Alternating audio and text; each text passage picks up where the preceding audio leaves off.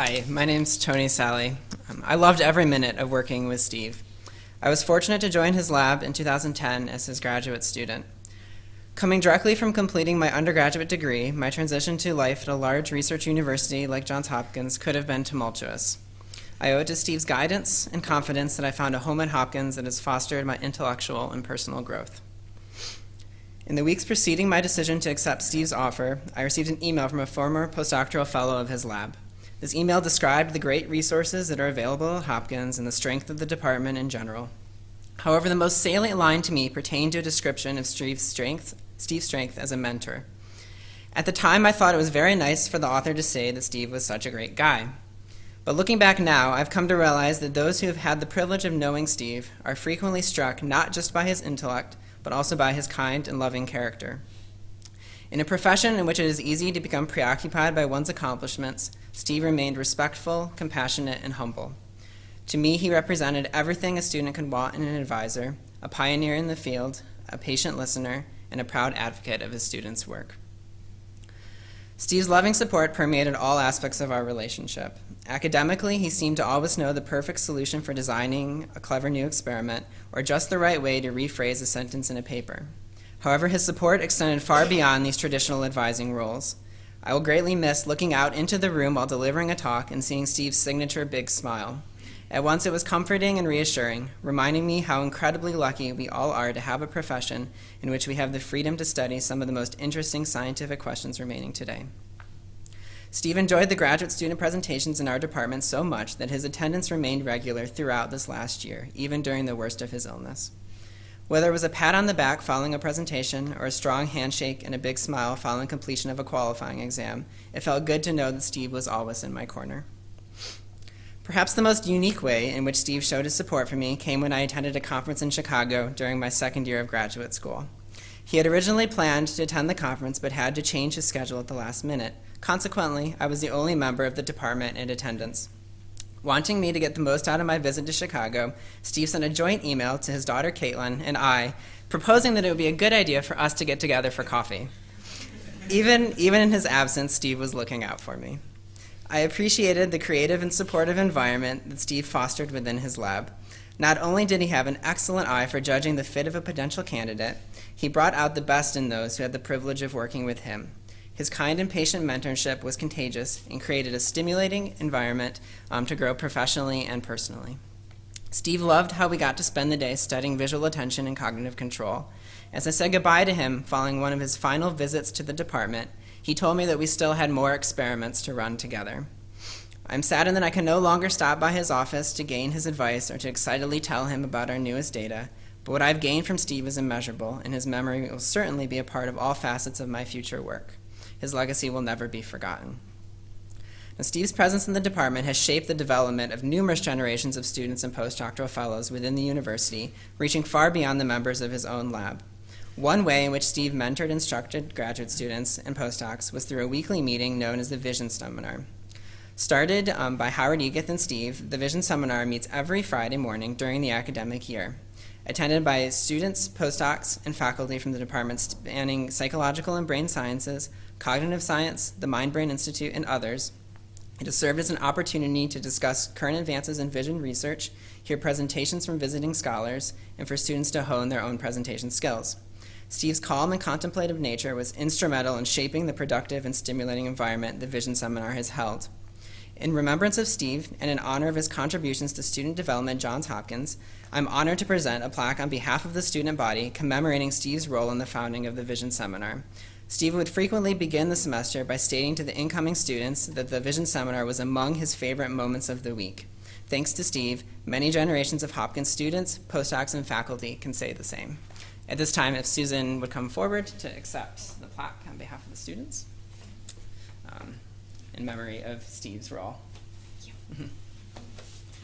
So this plaque will hang in Ames 217, where Vision Seminar happens every week, so we can think about what would Steve say about this paper. And so, is there anyone else who has memories to share? Greg?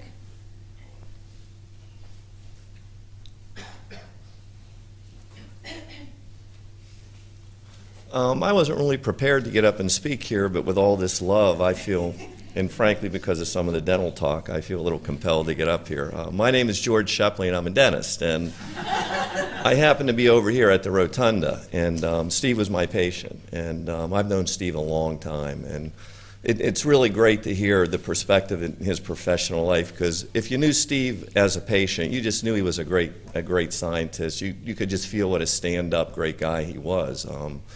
You look at your list in the morning when you come in of your patients, and you see some names, and you just want to go home for the day.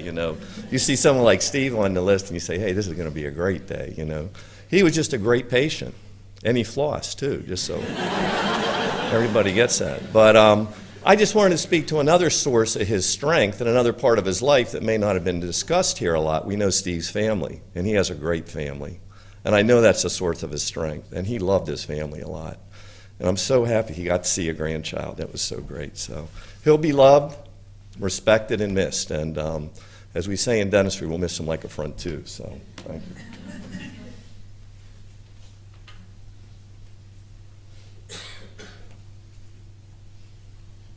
you. My name's Greg Ball, and I had the privilege of being Steve's colleague and friend for 23 years. And Steve was a constant in the department, a constant in my career, in the best sense of that word.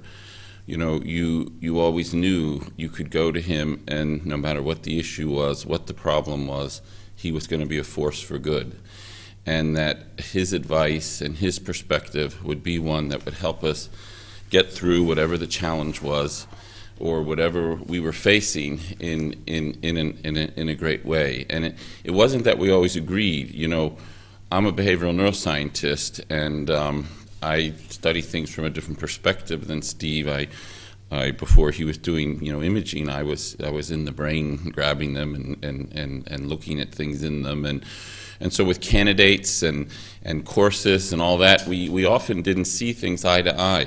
But there was never a cross word in that entire 23 years. It was always collegial, always supportive. One of the most important things is that somebody who you can agree to disagree. And I would know, even when I would take a position that wasn't Steve's, that there would be no problem, there would be no fallout, that we would continue to be good colleagues and work together. And I can't tell you how important that is and what an indicator of the quality of the person he was.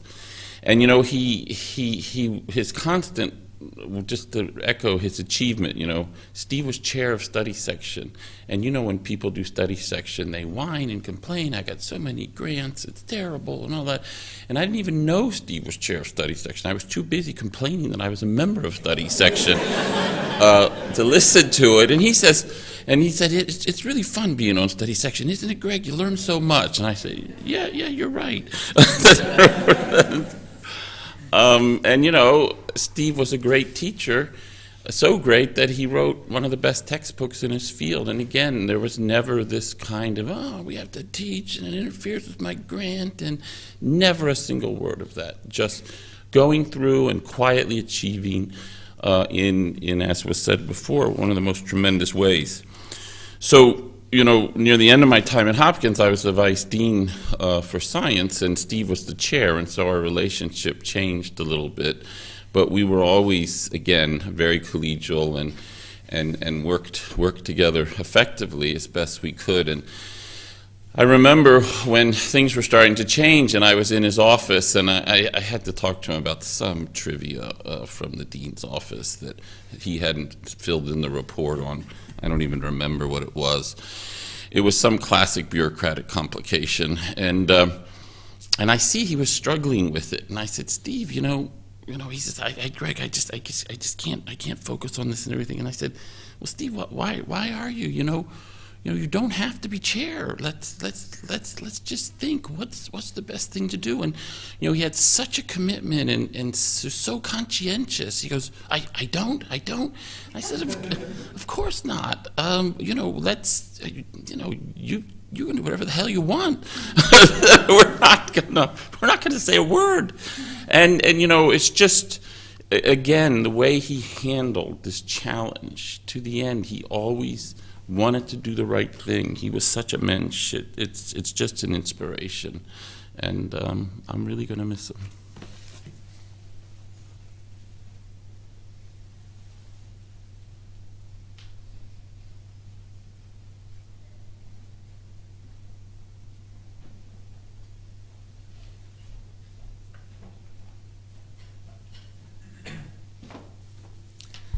Hi everyone. My name is Taosheng Liu. I'm not sure a lot of you know me.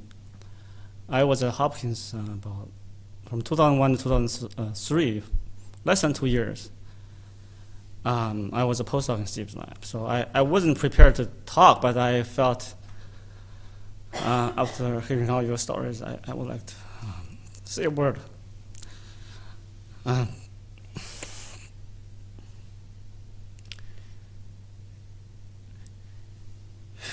Sorry. First, actually, it's great to see Steve's friends and colleagues, and I guess I consider me academic grandchildren of some previous speakers. So it's great to hear you sharing Steve's story. I think I just want to. I actually like Dave Meyer. I think maybe my episodic memory is not very good either. So I don't have a lot of specific things I want to say, but I want to say one aspect of Steve that is actually confirmed some of the previous speaker.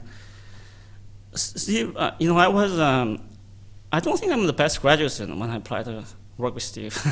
I don't know why he hired me, but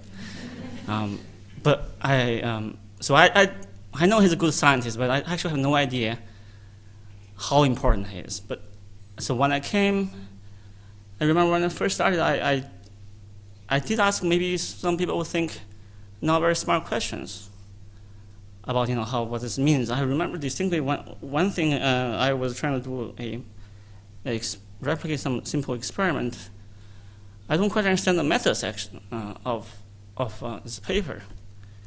So I went to his office and he actually explained to me what exactly I think is some kind of visual stimulus, how to program that. In retrospect, I think that was he did not show any sort of annoyance. What, you didn't even know this? I hired you for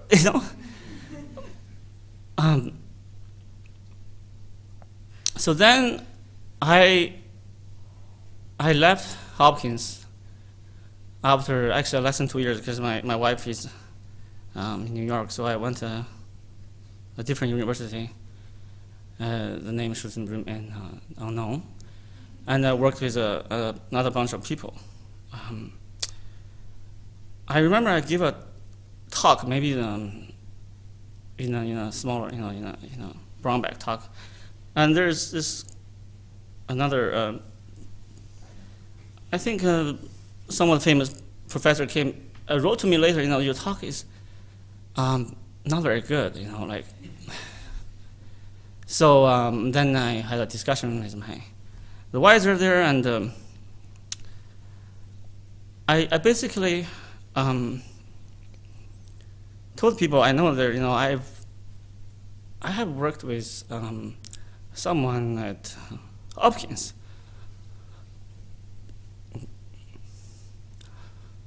who I think is much more brilliant scientist than this person who is criticizing me. So I don't think I'm that bad.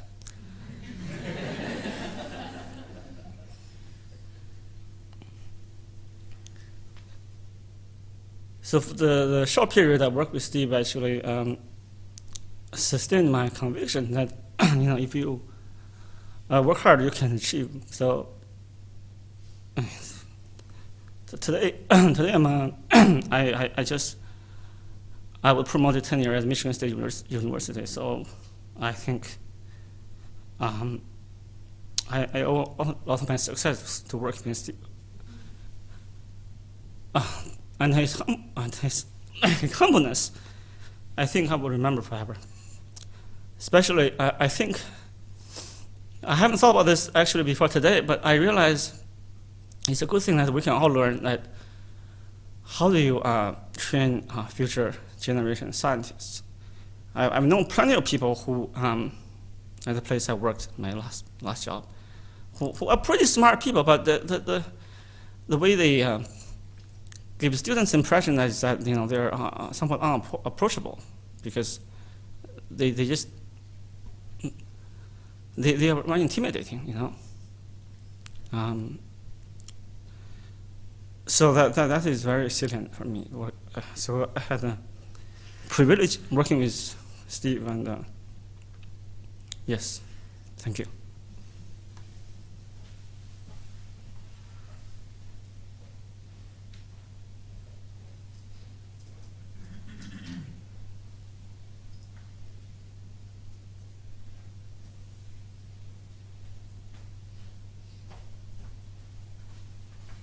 Hi everyone, my name is Kitty. I'm Steve's last student he recruited. Okay. So I came into Hopkins 2011. It turns out I was the last student he recruited ever. But interesting, I actually got to know Steve in 2009 when I was about to graduate. At the time, I didn't know. I worked with a professor who does human psychophysics but came with a monkey physiology background. So at the time, I wasn't sure I was going to do monkey electrophysiology or human psychophysics.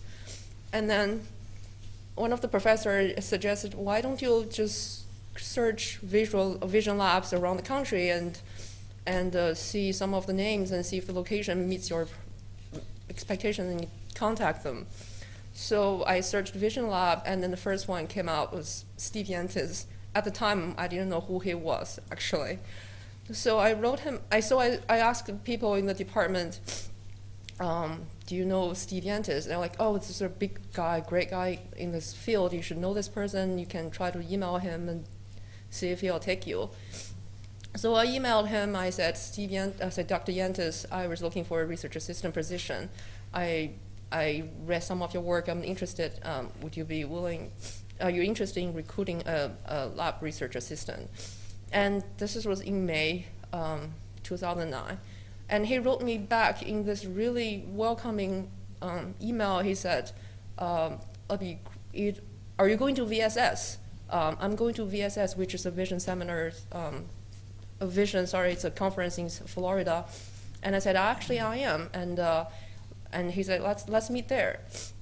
And then before I went to meet with him, I read this publication he did with Yu Qing, which is study multi-pattern voxel analysis in human brain. I heard a lot when I was working with my undergraduate student advisor. In order to understand what's happening in your brain, you need to do neurophysiology, looking at single neurons activity. That gives you more probably a reductionist idea of how brain works. So, and functional imaging is just a blob. So the resolution won't be good. So it's not going to have if you want to have a better understanding of what's going on in the brain, working with monkeys, not humans.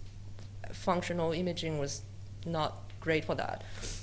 But then I read this paper done by Yu Qing and Steve with MVPA. I was really interested. So I met him at VSS, and he actually sat down, he pulled out his slides, one by one, explaining to me what is MVPA. And I remember he's like, yeah, of course you don't have the single neuron resolution, but you still can look at the patterns, each voxel by voxel, and it still can tell you what's happening in the brain, and it's non-invasive. And then I was asking a lot of questions, and he was answering them very patiently. And I didn't expect this. I was just an undergraduate student looking for a research assistant position. I didn't expect him to give me all these detailed explanations of how things work. So at the time, I was like, he makes me feel like a dad talking to me with all this caring.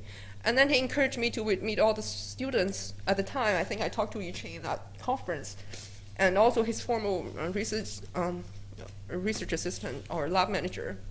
And the idea I got from talking to all the people in his lab is he is a great mentor. And at that time, I thought, graduate school for me, probably I need to study something interesting that I'm interested in, but I'm also looking for a mentorship.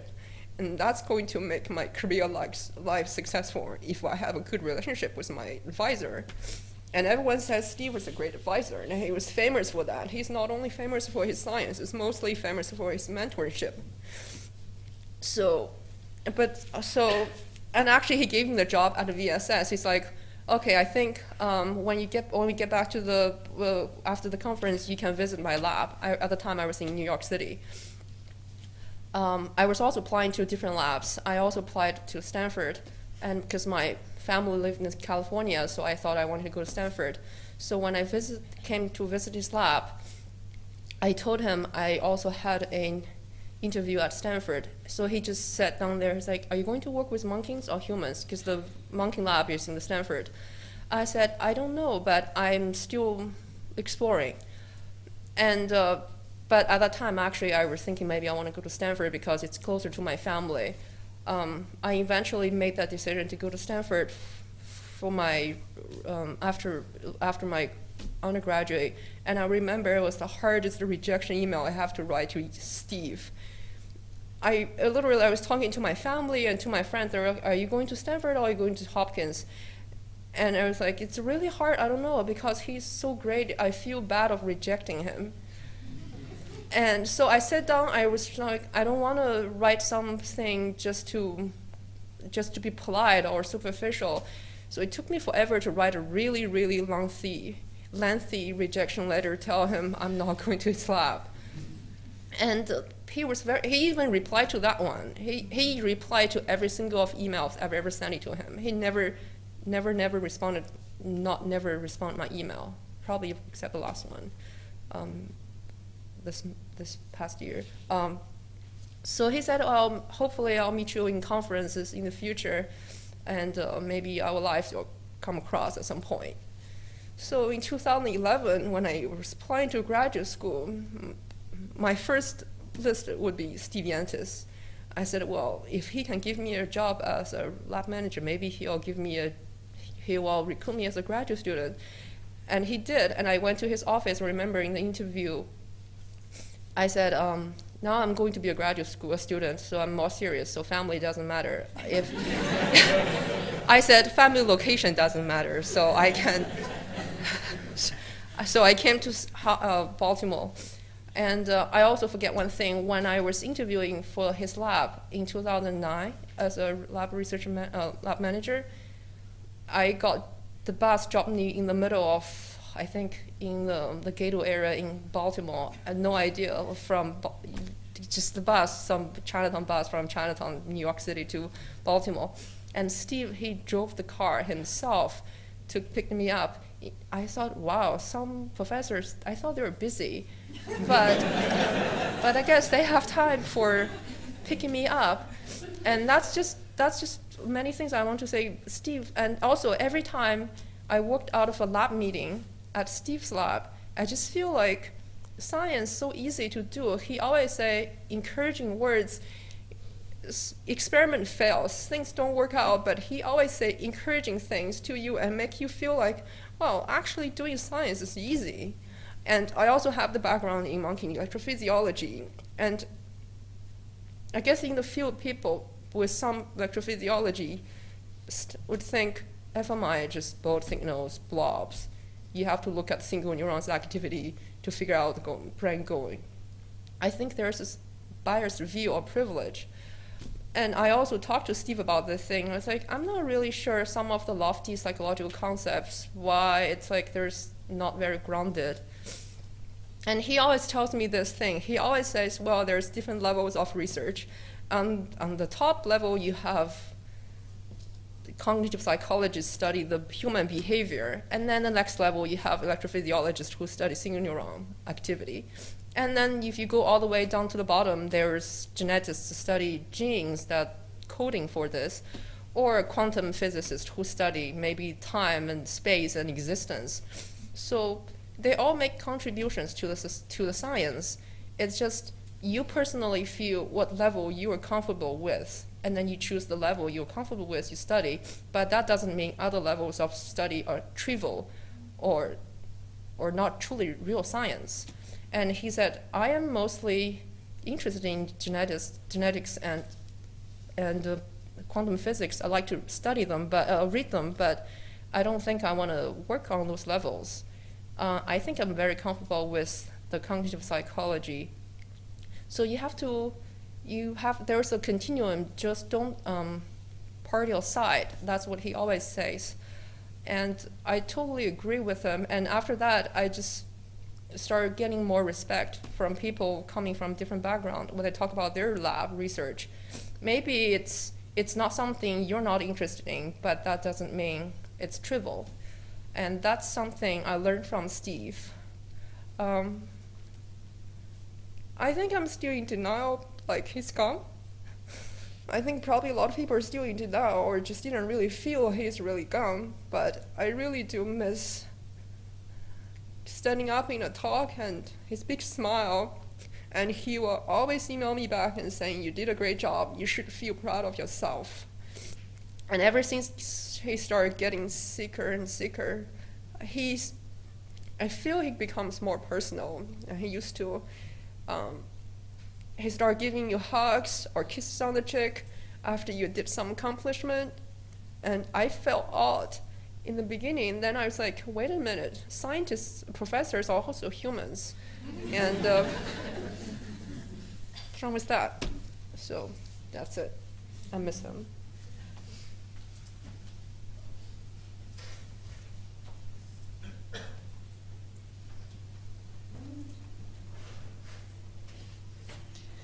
My name is Yu Qing. I'm also a grad student with Steve from 2005 to 2010. So I want to offer a unique perspective. I grew up in Taiwan and I came here for grad school. So working with him is the first experience I had with the American society and scientific world. And I have to say, it was like a striking point determining how I feel about the whole thing.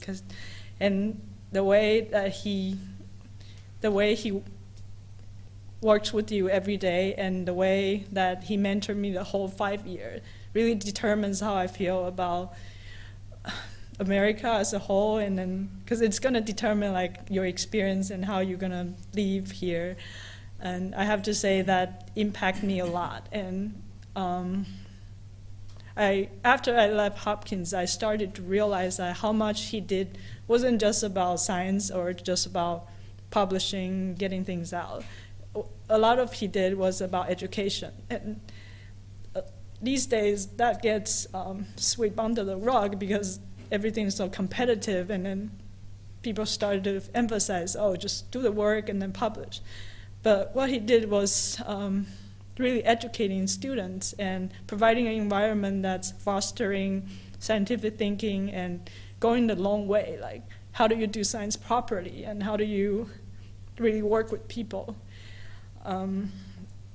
So I remember the first day I arrived at Hopkins, he took me to the coffee shop again, the library coffee shop, and then he sat me down and he told me that this is your career. I'm not going to push you to do this and do that.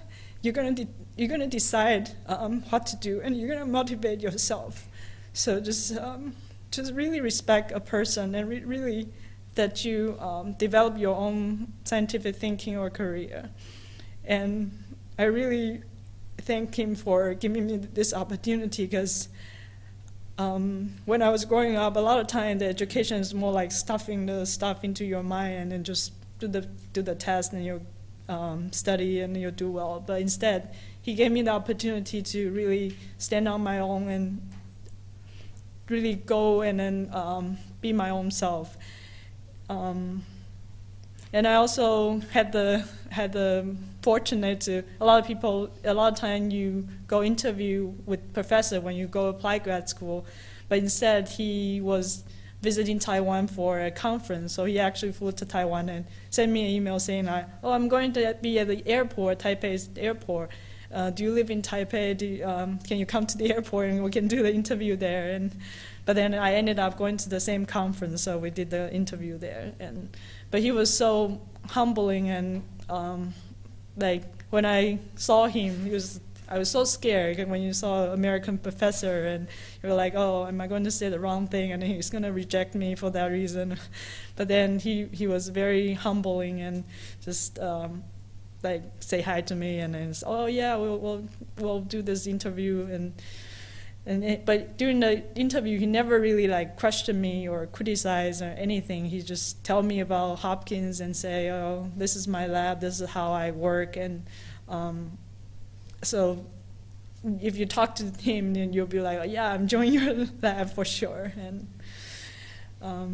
the other thing was I feel like he's always, a lot of people mention, like he really led by example. Like every morning he would just be in the office before 7:30, and every Saturday he's also there, and he's just, you don't need to worry that he won't give you feedback on things, because he will, and things he promised he will do it, and he's just, and he never let anything like grant-wise or money-wise worry other people. He just take it all on his shoulder, and he's someone a man with responsibility, and people in his lab, we just need to enjoy the resource and really have fun with science. And so I felt I was really fortunate to be in his lab and be at this environment.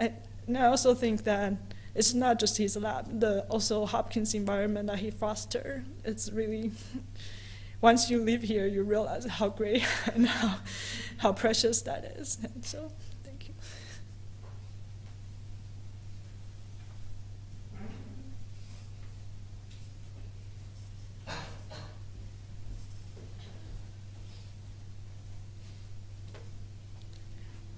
Hi, my name is Sarah Schomstein, and I was Steve's student 98 to 2003. This is difficult. When I applied to graduate school, I was talking to my undergraduate advisor at the time, and I had a list of names. And she looked at names and she said, "Oh yeah, he's a nice guy." And that name was Stephen Yantis. And then when the time came to hear from schools for invitations to interviews, just like John's experience, I got an email from Steve and it said, "Can I call you?" Expect a phone call. And he called me, and I was very much concerned about saying the wrong thing. It was easier for me to communicate over email, because then you can revise. And he called, and it just felt so comfortable talking to him. I came here for an interview, and it was one of the most interesting interviews I had for graduate schools. Howard, I had an incredible conversation with Howard and with Steve, and it didn't feel like an interview at all. It felt like a conversation about interesting questions in science. And then Steve drove me back to airport in his car. And again, I thought professors were busy. I know they're busy now, and I know how busy Steve was.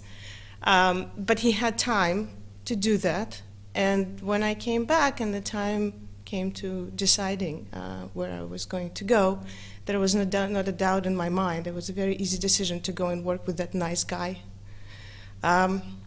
We've heard a lot about Steve's intellect, and I wanted to say that today, just hearing all of you sharing, it was very nice to hear about Steve from all these different perspectives. I think what Steve has done for me, and I think it's true for most of you as well, is that he brought the best out of people. And he certainly brought out the best in me, things that I didn't know I was capable of doing. I remember when I arrived at Hopkins, and it was my first meeting with Steve. I met with him in his office. We talked about the potential experiment that we were going to do. And he said, "All right, so yeah, that's what we're going to do. Well, there is a program that we've used in the lab before, and you can use it as a backbone. And so, you just modify it, and you have it to me. We'll meet next week." And I thought, okay. That program was in C++, a language that I have not programmed in before. But just to think that I could possibly disappoint Steve was impossible. Not that I was afraid of him, I just didn't want to disappoint him because he believed in me. And so I believed in myself, and so I did, and I figured it out with help, of course, from graduate students in his lab. I couldn't have done it on my own. But that's sort of the central theme that has run through my experience with him. He always brought out the best in me. And to this day, I honestly can say that when I'm writing a paper or a grant, I write a sentence, and then I think about how would Steve write it? And then about 30% of it just gets deleted. And then I have this, what I think is a perfect sentence, but then I know that if I were to show it to Steve, he'd cut it a little bit more, and it would be just perfect. So I wanted to say thank you to Steve for really bringing the best in me. And I think he's going to live in all of us with this yearning for doing the best, doing the way Steve would have done it. So.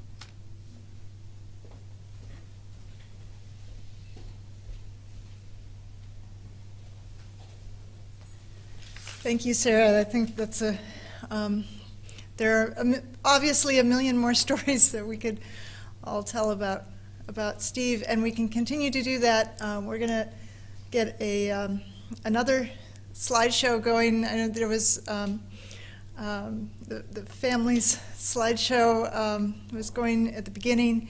We have yet another whole set of pictures and quotes and Steve-isms that we will start running now. And there's another screen outside where the food and drinks are. So you can either hang out in here or you can hang out there and continue to share memories and think about how the pattern that is Steve is continuing to reverberate in all of us and in this wonderful community. And we can keep that going and keep asking what Steve would say. Thanks. Can I have some technical assistance here? I will pretend I know what I'm doing. And then I can see. Control Alt Delete. Control Alt Delete.